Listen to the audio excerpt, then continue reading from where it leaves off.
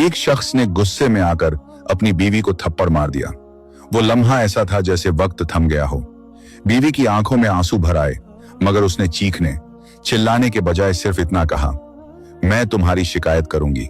शौहर ने तकब्बुर से हंसकर दरवाजे की जंजीर चढ़ाई और बोला, कहां जाओगी, किससे कहोगी? मेरे घर की दीवारें बहुत ऊंची हैं और बाहर जाने का रास्ता मेरी मुट्ठी में है। मैंने तुम्हारा हर रास्ता बंद कर दिया है।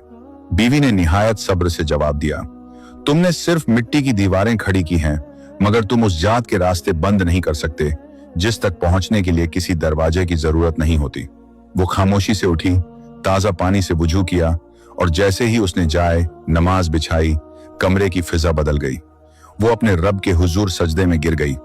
उसका एक एक आंसू जमीन पर गिर रहा था, मगर उसकी फरियाद सीधे आसमानों तक जा रही थी। उसने देर तक अपने दिल का सारा बोझ अल्लाह के सामने रख दिया। शौहर बाहर खड़ा ये सब देख रहा था। पहले तो वो मुतमिन था, मगर जैसे जैसे वक्त गुजरा उसके दिल पर एक अनजाना सा खौफ और बोझ सवार होने लगा। उसे एहसास हुआ कि वो मिट्टी के इंसान से तो लड़ सकता है, मगर उस जात से कैसे लड़ पाएगा जिससे ये औरत रुजू कर चुकी है। जब वो नमाज से फारिगा हुई तो शौहर ने लड़खड़ाती हुई आवाज में पूछा, क्या तुमने मेरे लिए बद्दुआ की है? क्या तुमने मेरी बर्बादी मांगी है? बीवी ने नजरें उठाई, जिनमें अब दुख नहीं बल्कि एक अजीब सा नूर था।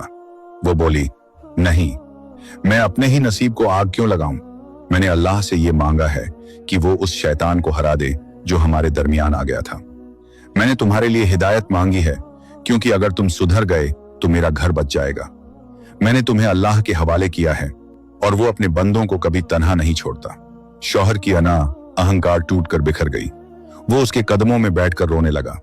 उस दिन उसे समझ आया कि असल ताकत हाथ उठाने में नहीं बल्कि अल्लाह के सामने हाथ फैलाने में है। जब दुनिया के सारे दरवाजे बंद दिखाई दें तो समझ जाओ कि अर्श वाला तुम्हें अपने करीब बुलाना चाहता है।